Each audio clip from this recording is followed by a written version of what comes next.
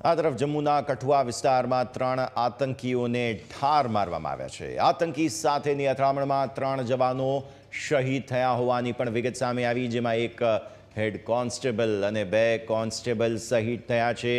શહીદ થનાર જવાનોના મૃતદેહને હજુ સુધી કોઈ પણ મેળવી શકવામાં આવ્યા નથી, તેમની ભાળ મળી નથી એવું કહી શકાય, કારણ કે જવાનો અને આતંકવાદીઓ વચ્ચે સતત ગોળીબાર હજુ પણ યથાવત છે।